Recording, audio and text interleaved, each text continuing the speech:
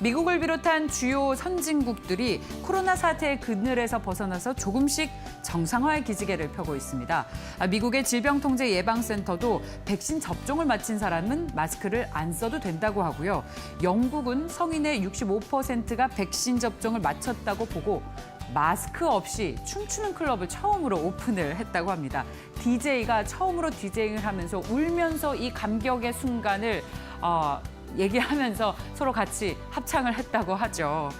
자, 이 앞서 또 영국에서는 리버풀 공원에서 5천 명이 참가할 수 있는 콘서트를 개최하는데 역시 마스크와 사회적 거리가 없는 음악 콘서트가 개최됐다고 합니다.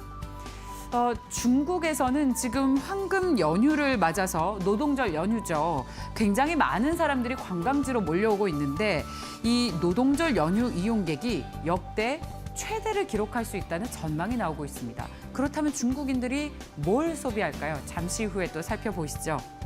자, 그리고 이 G7 외무장관 회의가 개최되는데 한국 외교장관이 G7 외교장관 회의에 참석하는 건 이번이 처음입니다. 주요 아젠다는 대북 문제, 백신 수급이지만 우리 주식시장에서 주목해야 할 변수가 있습니다. 역시 잠시 후에 확인해 보도록 하겠습니다. 주요국들이 이 기준금리를 결정하는데 호주와 영국을 주목해 보겠습니다. 우리나라에서는 공매도가 14개월 만에 부활하죠. 종전에는 6개 증권사에서만 가능했던 개인의 주식 대여를 17개 증권사로 늘리고 올해 안에 28개로 확대하기로 하면서 개인의 공매도 참여를 더욱 늘리겠다라고 했는데 이것이 개인에게 정말 호재일지 우리는 어떤 전략을 세워야 될지 고민 많이 해봤습니다. 저희도 굿머니에서 이 부분을 집중적으로 다뤄보도록 하겠습니다. 증권사에서는 대체로 이 공매도 재개 우려는 이미 4월에 반영이 됐다. 우리 4월 시장 사실 최고치를 기록했고 코스닥도 1000까지 올라왔지만 그 다음부터 좀 지지부진해서 좀 힘들지 않았습니까? 그런데 이런 부분들이 다 반영이 됐다면서 역시 기업들의 실적 발표에 주목을 하자고 얘기하는데 오늘 구체적인 종목 분석과 전략까지 함께 세워보시죠.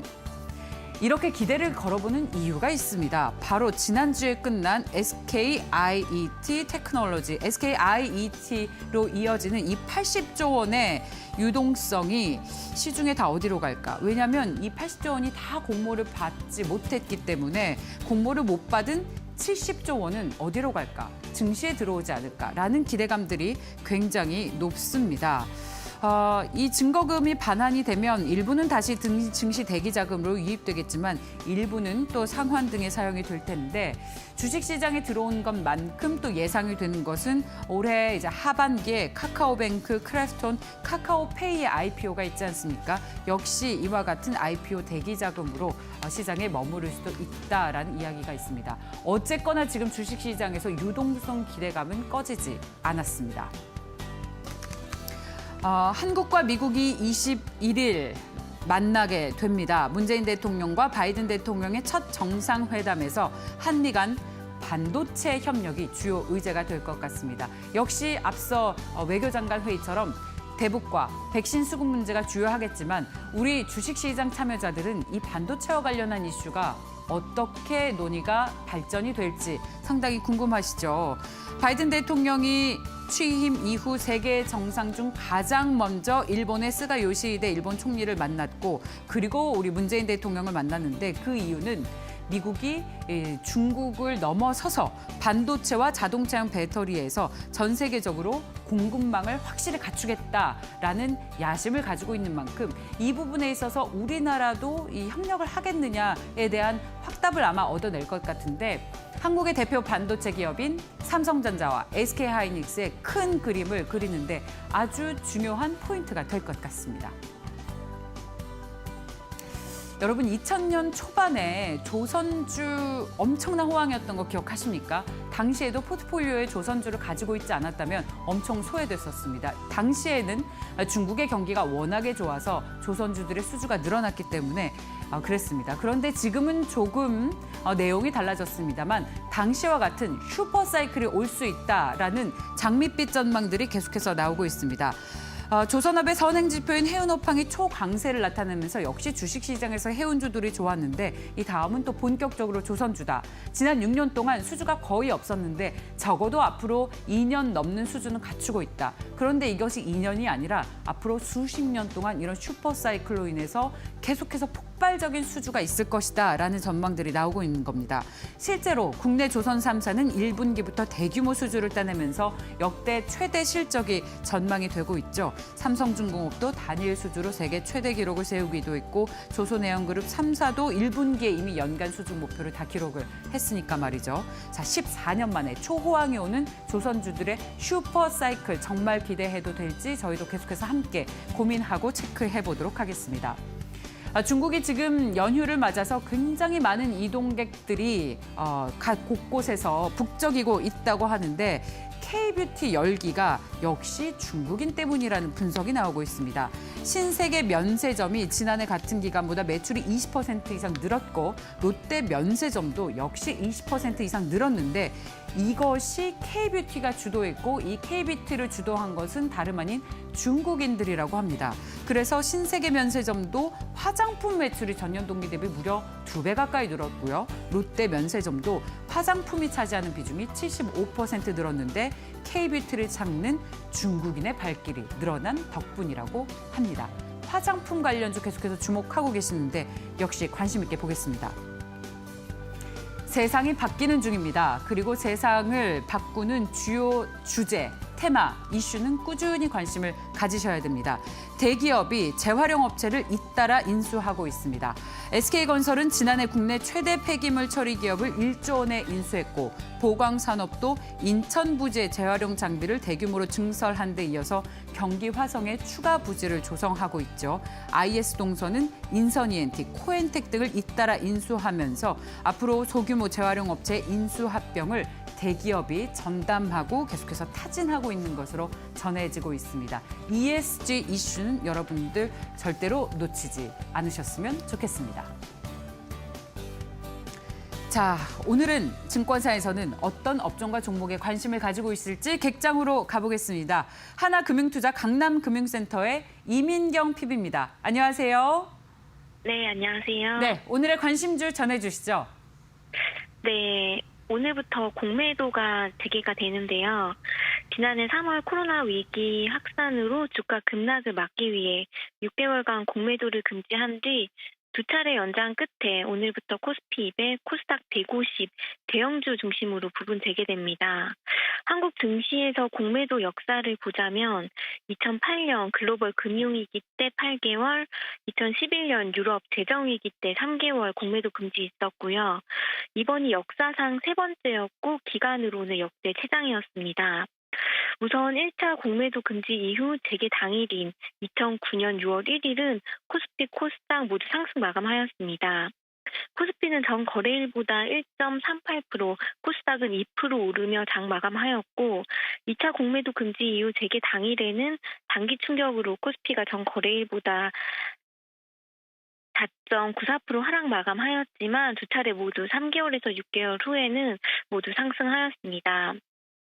오늘 공매도 부분 재개를 앞두고 지난주 코스피와 코스닥 4거래 연속 내림세 보였는데요. 나흘간 하락률은 각각 2.17%, 4.52%였습니다. 특히 공매도 재개 대상인 코스피 200과 코스닥 150 지수는 같은 기간 각각 2.31%, 6.15% 내려 더욱 부진한 흐름 보여졌는데요. 미국 증시 및 아시아권 증시 대비 하락폭이 컸는데 이는 공매도 재개에 대한 투자자들의 불안 심리가 영향을 미친 게 아닌가 싶습니다. 하지만 이런 공매도 재개 우려는 4월 조정으로 이미 어느 정도 반영되었다고 판단이 되고요. 공매도가 시장 전체에 미치는 영향은 제한적일 것으로 보이지만 개별 종목 간 차별화를 나타낼 수 있기 때문에 최근에 철저한 종목 당시라는 점 감안하여 공매도 역시 종목 간 접근 필요해 보입니다. 최근 한 달간 대차장고 급등 종목, 고평가 등 종목, CBBW 발행 급등 종목, 공매도 금지 전 공매도가 많았던 종목 위주로 공매도 타겟되지 않을까 싶은데요. 코스피 200, 코스닥 150 종목 중 최근 2주간 대차장고 급등 종목으로는 카카오, CJ CGV, 현대중공업 지주, 하나시스템, 보령제약, 고영, 펄어비스, 시젠, HLB 생명과학, 자원시스였습니다. 그리고 지난해 3월 13일 기준 공매도 금지 전 공매도 잔고 비율 높았던 종목으로는 헬릭스미스, HLB, KMW, 신라젠, 펄어비스 순이었는데요. 참고하여 투자하시면 좋을 것 같습니다. 그리고 공매도 재개가 오히려 외국인 수급에는 긍정적인 요인으로 작용할 것으로도 보이는데요. 유로화 강세 나타나며 달러 약세 압력 커지면서 원화 강세가 될 것으로 예상되는데 이에 외국인 순매수가 지속될 가능성 높은 가운데 공매도 재개는 외국인 수급 측면에서 액티브 펀드, 헤지 펀드, 롱숏 펀드 등 다양한 성격의 글로벌 자금 유입될 가능성 높다고 보여집니다. 마지막으로 한 가지 추가적으로 참고해야 할 사항은 지난주에 진행되었던 SKIT 공모주 청약금이 80.9조 원이 동원이 되었는데요. 이 정도 금액이면 평상시 증시 예탁금보다 많은 금액입니다. 과거 특별한 이슈 없이 증세 약세였을 때 대여들의 IPO가 있었다는 분석이 있습니다. 보통 IPO 증거금이 반환되는 날에 주가 다시 좋았다는 분석인데요. SKIT 증거금 반환일이 5월 3일인 오늘입니다. 일단 장 시작되어 봐야 알 수 있겠지만 단기 주가 변동은 불가피하더라도 전체 지수 방향성에 미치는 영향은 제한적이지 않을까 생각합니다. SKIT는 오히려 증거금 반환되면 그게 주식시장으로 들어와서 유동성 개선에 좀 도움이 될 거라고 기대하고 있는데 어떠세요? 피비님은? 네네. 저도 많은 증거금 몰렸던 만큼 오늘 증거금 반환되면 아무래도 증시 유입되면서 장이 좀 좋지 않을까 생각해 봅니다. 하나 질문이 있는데요. 앞서 대차 잔고가 많은 종목들을 여러 개 나열을 해주셨잖아요. 이런 네네. 종목을 뭐 어떻게 해야 되는 겁니까? 우리가 관심 있게 봐야 되는 겁니까? 아니면은 접근하지 말아야 됩니까? 구체적으로 어떻게 해야 되는 겁니까? 대차 잔고 많은 종목들 보유하신 투자자분들이나 아니면 뭐 지금 당장 매수 관심 있으신 분들은 조금 조심해서 접근해야 되지 않을까 생각합니다. 앞으로도 계속 이런 종목은 안 보는 게 좋을까요? 일단 오늘부터 공매도 시작되었기 네. 때문에 당분간은 조금 유의해서 접근하시면 좋을 것 같고요. 요 또 공매도 이제 좀 자리 잡고 나서는 좀 뭐 실적이라든지 뭐 종목단으로 해서 관심 있게 보시면 좋을 것 같습니다. 네, 자 여기까지 듣겠습니다. 잘 들었습니다. 네, 감사합니다. 네.